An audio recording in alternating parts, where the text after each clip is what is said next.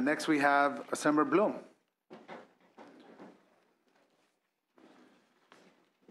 Mr. Bloom, you have 3 items. My understanding is you're waiving presentation on 801 and 974. Is that correct? That is correct. So you got a do pass recommendation on AB 1250. The floor is yours. Thank you, Mr. Chair.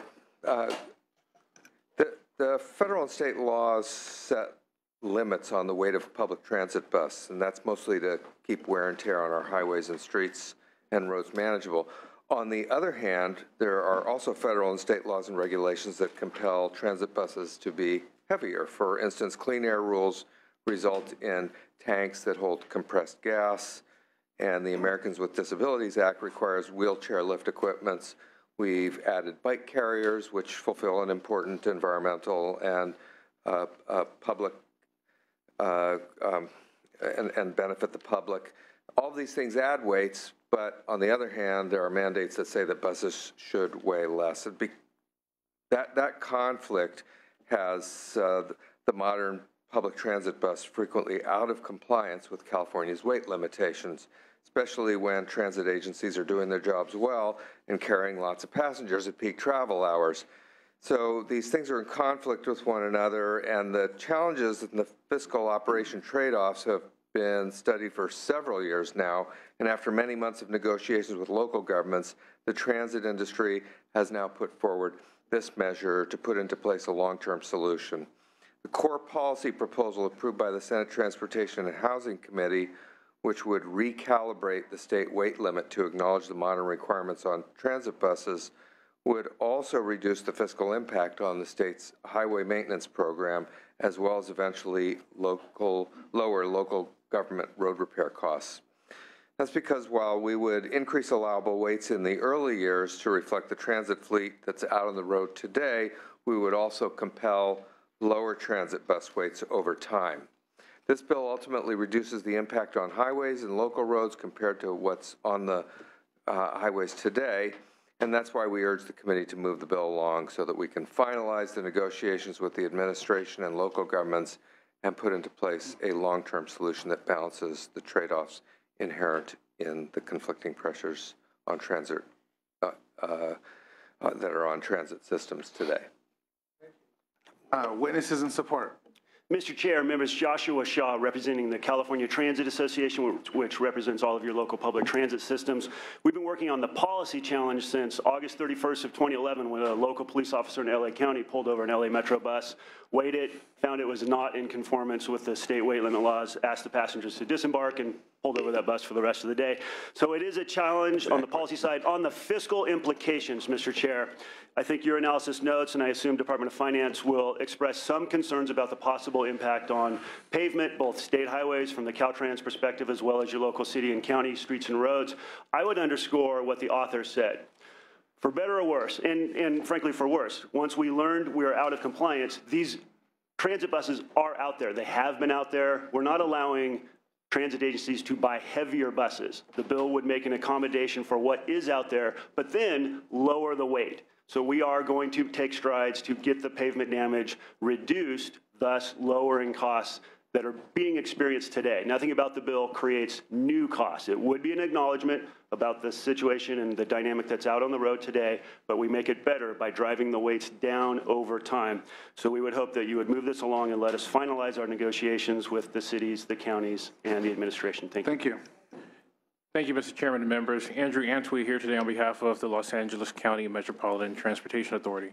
In many ways, we're very proud of our fleet of buses. We've invested a significant amount of money to modernize the fleet. We have the largest natural gas fleet of natural gas buses, one of the largest in the United States, largest in California for sure by far. And we're very proud of the air quality benefits of that. But of course, this conundrum about what to do about all these clean buses crisscrossing our routes in LA County really kind of needs to focus on looking forward. And we want kind of a solution that allows us to continue to be an early adopter of cleaner technologies, but not getting dinged for the weight impact and looking at ways to innovate ourselves out of this problem without letting go of the clean air benefits that we have. So with that, we support. Thank you. Additional witnesses in support. Thank you, Mr. Chair. Matt Robinson on behalf of Solano County Transit, the San Mateo County Transit District, and the City of Santa Monica. As you've heard, this bill represents a solution that's been a long time coming, so we appreciate your support. Good afternoon, Steve Wallach on behalf of the Alameda Contra Costa Transit District, the Napa County Transportation Planning Agency, and the California Association for Coordinated Transit, all in support of this bill. Thank you. Thank you, Mr. Chairman and members. Moira Top here on behalf of the Orange County Transportation Authority. We really are in a Hobson's choice at this point, and this solution is incredibly necessary for us. Thank you. Thank you. Audrey Durfer on behalf of the Santa Clara Valley Transportation Authority and the Ventura County Transportation Commission in support. Thank you. Witnesses in opposition? Finance. We're opposed to this bill as presently constructed, as the competing issues of transit, bus weight limits, public bus equipment mandates, and the need to mitigate the impact of these vehicles on the highway system and local streets are complex. We think it needs a comprehensive solution that's not envisioned in this bill, and we would like to discuss it as a broader policy change. Thank you. Comments or questions from committee? There's a motion by Senator Hill, but before that, Mr. Bloom, would you like to close? Yes, thank you. We'll be happy to continue the conversation with Department of Finance and look forward to your aye vote. Thank you. Thank you. Secretary, please call the roll. The motion is due pass to the Senate floor. Laura? Aye. Laura, aye. Bates? Aye. Bates, aye. Bell? Bell, aye. Hill? Hill, aye. Leyva? Leyva, aye. Mendoza? Nielsen? Nielsen, aye. Thank you. Going to keep that item open to allow absent members to add on. So we have Assemblywoman Irwin. Please come forward. You have a couple items. Our understanding is you're waiving presentation on AB 930, 931, and 1045. Is that correct? That's correct. Perfect. And you're presenting, you do have a due pass recommendation on AB 442, and you're presenting on AB 670, correct? Presenting on 442 and 670, yes. Perfect. And so let's begin with the one that has a due pass recommendation. That's AB 442. Floor is yours. I'm pleased to present AB 442, a bill that would codify the existence of the Governor's Military Council, which was created in 2013 to maintain and grow military operations in the state. Our state is home to 29 federal military installations, and the Department of Defense directly employs more than 236,000 people in California. The Federal Department of Defense has conducted 4 BRAC rounds since 1988, the most recent in 2005, which resulted in the closure of 25 major bases in California. Another BRAC round has been proposed for 2017. Our military installations have a substantial economic impact on our state, and codification of the council ensures that California is prepared for the next BRAC, even when there's a leadership change in the state's executive branch. All right, and thank you. I'm asking sorry, for your it moved over to me, so I'm catching up. Witnesses in support. Thank you, Madam Chair and members. Moira Top here on behalf of the City of San Diego in strong support. We have a strong military presence in San Diego and think this is an important measure to codify this council. Ask for your aye vote. Thank you. Additional witnesses in support. Witnesses in opposition. Department of Finance. Department of Finance is neutral on this bill. We don't see an additional fiscal impact. Committee members, any comments? Would you like to move the bill and then we'll have her close? Moved by Senator Hill. You may close. I respectfully ask for your aye vote. Call the roll. The motion is due pass to the Senate floor. Laura? Bates? Aye. Bates, aye. Bell? Bell, aye. Hill? Hill, aye. Leyva? Leyva, aye. Mendoza? Nielsen? Nielsen, aye. Then, does that 5-0? All right. Your next bill, go ahead. My next bill is AB 670. Go ahead. Go ahead. AB 670 would require state agencies to receive a network security assessment at least once every 2 years and would authorize the Department of Technology to require agencies that are not in compliance to redirect available funding for that purpose. The bill would also give OES the authority to direct the activity of the military department's computer network defense team, which performs these assessments. These security assessments are recognized as best practices in preventing cyber attacks like those that impacted South Carolina's Department of Revenue and Oregon's Department of Public Health, costing hundreds of millions of dollars. Given the size of California government, a breach can be similarly costly, and this bill represents an investment in security that is well worth the cost. For example, of the assessments performed in the past 2 years, an average of 13 vulnerabilities were identified on each state system that was assessed, and through the process, there was a collective 10-fold reduction in risk. Madam Chair and members, a couple of things I would like to point out that aren't included in the analysis. Because of the provisions of the bill that are included in the state administrative manual, state agencies are already funded to comply with these requirements. This bill simply ensures that these important security practices are prioritized. However, the state administrative manual requirements are not enforceable, and the current lack of compliance was identified as an area of high risk to the state in a September 2013 state auditor report. In response to that audit, the Office of Information Security requested a budget change proposal to address this lack of compliance and the ongoing risk. The office stated that there is a direct correlation with noncompliance and the occurrence of these incidents. AB 670 will ensure that compliance with these important security measures are no longer optional. Cybersecurity is a serious challenge that the state needs to address. California is a priority target because of its size, and this bill will ensure that state government is taking the preventative steps necessary to reduce the risk.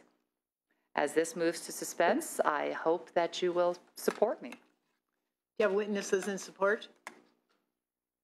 Witnesses in opposition? Department of Finance? The Department of Finance is opposed to this bill because of its unbudgeted costs and unclear outcomes. The bill results in unbudgeted costs of $825,000 to $2.6 million and may lead to additional pressure to increase staff.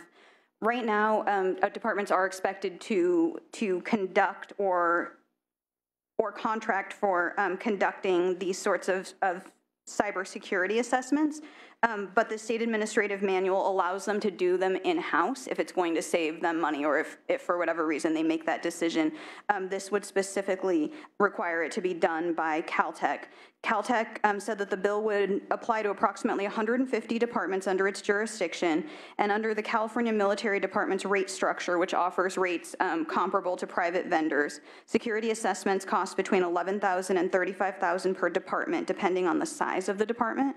So assuming 75 a year, since they're all every other year, the bill would result in the $825 to $2.6 million a year. Any comments from committee members? There are none. You may close.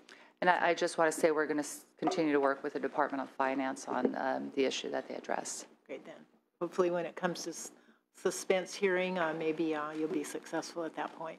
On your original bill that you took on, AB 442, that is on call. I'm sorry, I thought that. Oh, okay. I thought that the 5 votes got it out, so you probably like me as chair, you know? Shoot those right out of here. All right, thank you very much. So who do we have as next?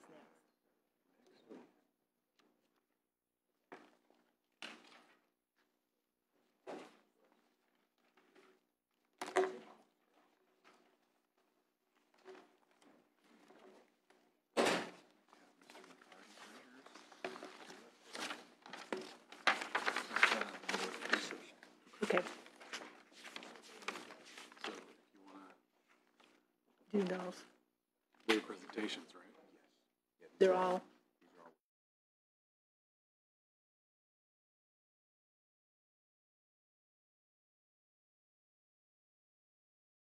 Begin with Ms. Assemblymember McCarty's AB 387 waive presentation.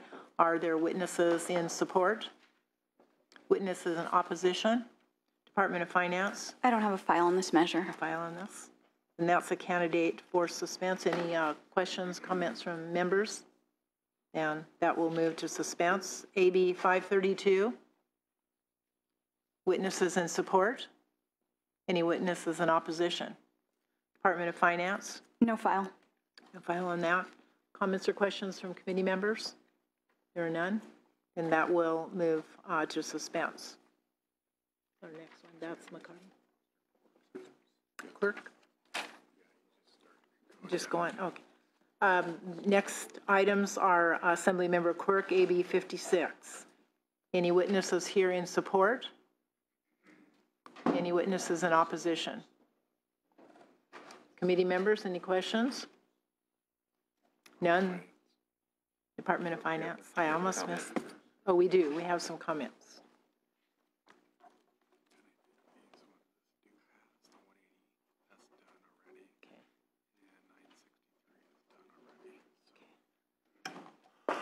John Lovell on behalf of the Association for Los Angeles Deputy Sheriffs, the California Police Chiefs Association, California College and University Police Chiefs Association. We're all in opposition to Assembly Bill 56. We feel it's going to result in hampering our ability to effectively use drones and will result in increased costs in its implementation to local agencies. Additional witness in opposition? Samantha Corbin on behalf of the Electronic Frontier Foundation. We've been in support with previous versions of this measure, but as written currently, we are opposed unless amended, probably for opposite reasons than our colleagues in law enforcement.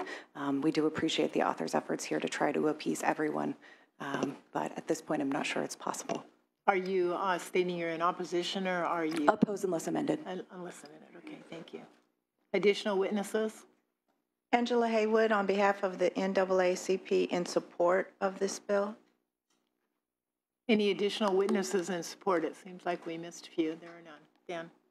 Department of Finance? The Department of Finance is neutral on this bill. It would set parameters for public agency use of unmanned aircraft. We don't see any state-level costs because the Department of Justice and CHP don't currently use or possess unmanned aircraft systems, and the decision to do so at a local level is discretionary, and so there are no mandate costs. Thank you. Any comments or questions from committee? Seeing and hearing none, without objection, we'll move this item to the suspense file. Moving on to AB 692. Witnesses in support. Witnesses in opposition. Finance. No file. No file. Comments or questions from committee? Seeing none, without objection, we move this item to the suspense file. Moving on to Assemblywoman Bonilla's items, starting with AB 63. Witnesses in support. Witnesses in opposition. Finance. The Department of Finance is opposed to this bill for two reasons. First, it's unnecessary because current law already authorizes state agencies to apply to DMV to sponsor a specialized plate program if the sponsoring agency receives at least 7,500 applications. And second, the bill effectively creates a categorical program to support school safety and violence prevention programs, which is inconsistent with the administration's efforts to get rid of funding silos for specified purposes and leave that discretion to locals. Comments or questions from committee? Seeing none, without objection, we move this item to the suspense file. Moving on to AB 141. Witnesses in support.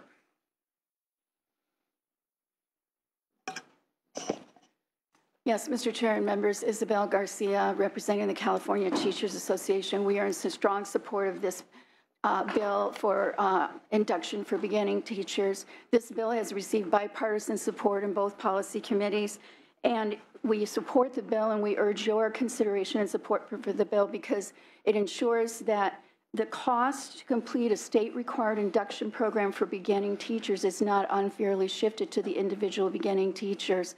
Credentialing is a state issue, and California has invested in induction for over 20 years, and in 2004, they made induction not optional, but it's a mandatory job-embedded requirement.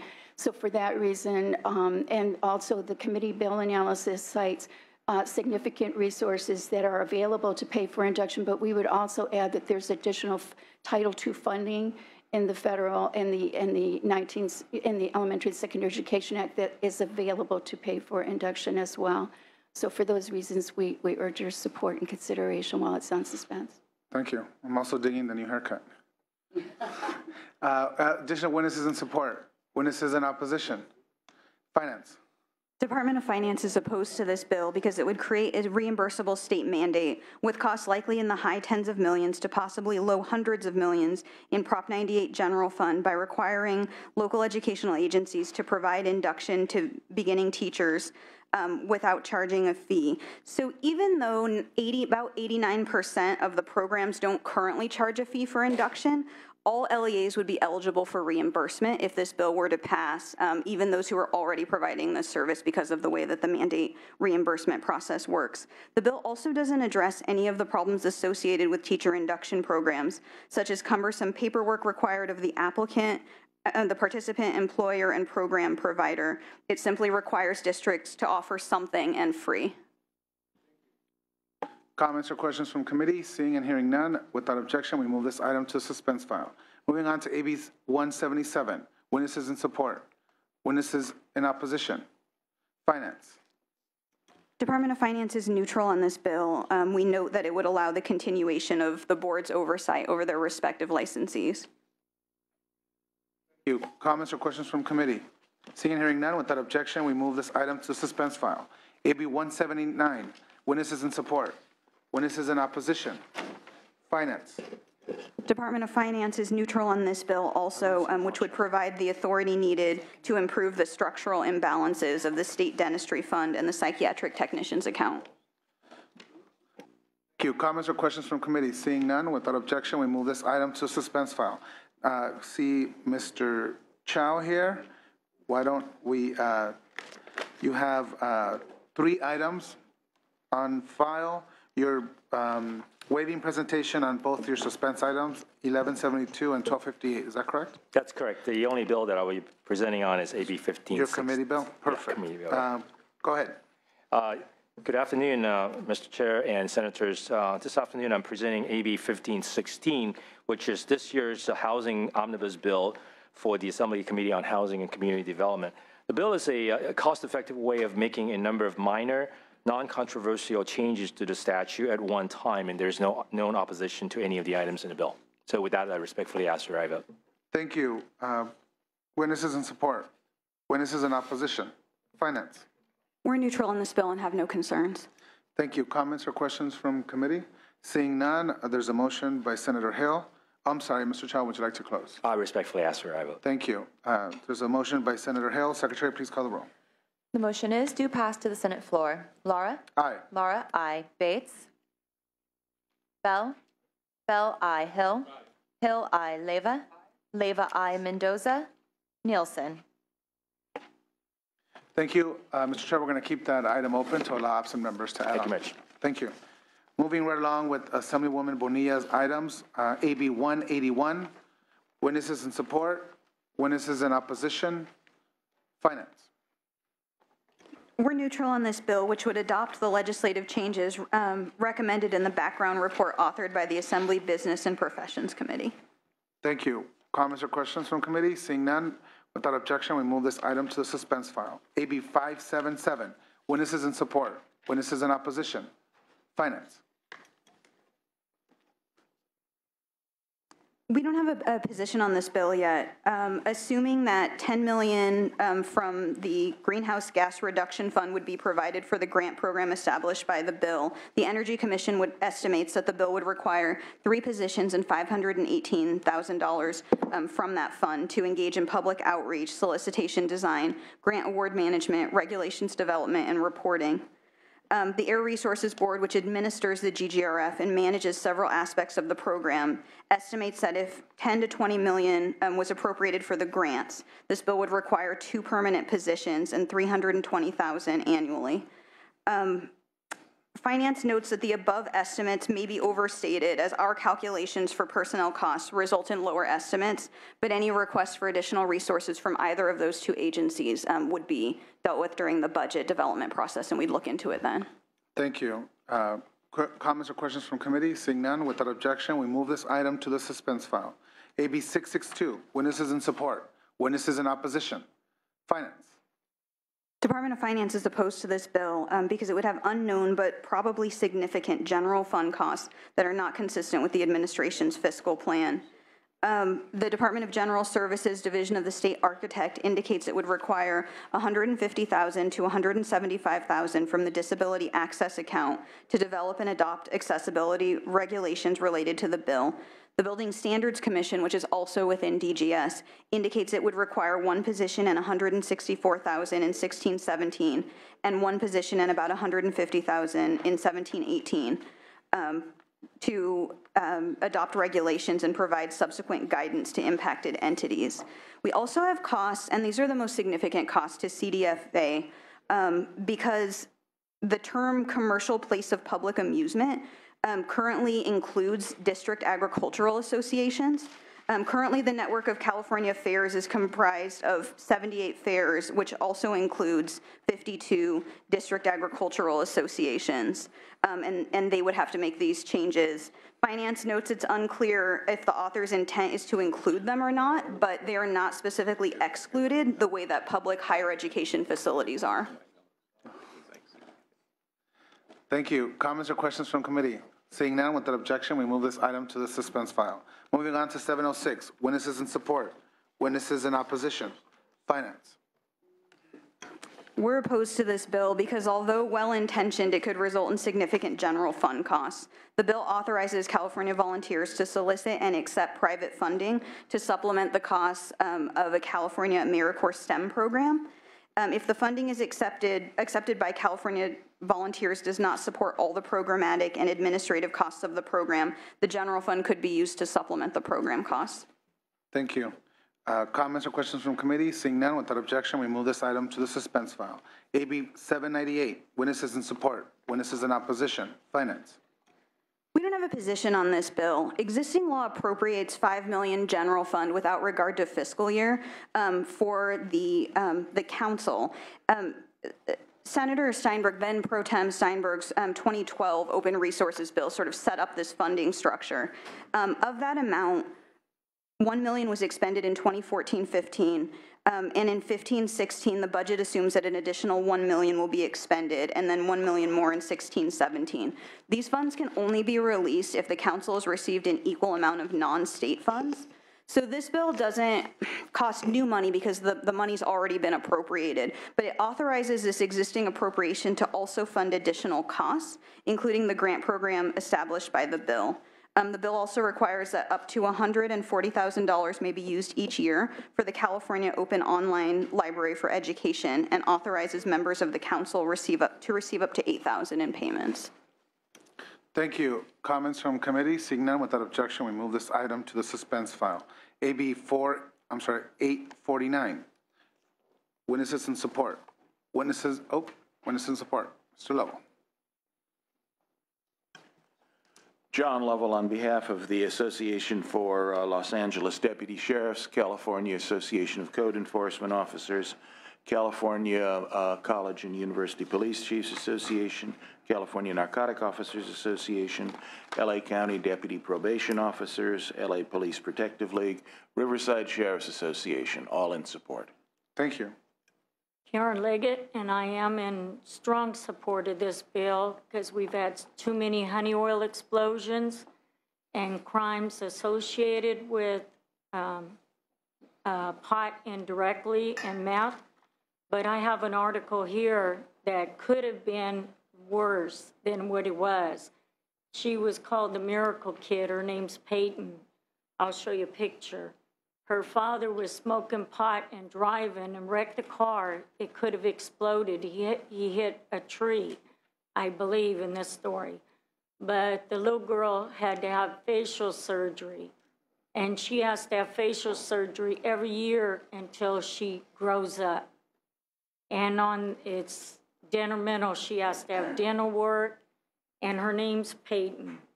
She was 4 years old. She's 5 now. She had her surgery. She looks a lot better. I'll show you a picture of her current face that she looks like now. They did reconstruct her surgery, but he did a lot of damage. So we need to go and make sure this doesn't happen to another child. Thank you. Or to us. Additional witnesses in opposition. Finance. Department of Finance is opposed to this measure because creating a new crime punishable by a term in county jail can lead to additional cases entering the court system and increase the statewide adult jail population. This all impacts the ability of counties to manage their offender population. This bill could also increase the state prison population, which impacts our ability to comply with the federal court's order of a population cap and to reduce prison overcrowding to 137.5% of the design capacity. Thank you. Questions from committee? Seeing none, without objection, we move this item to the suspense file.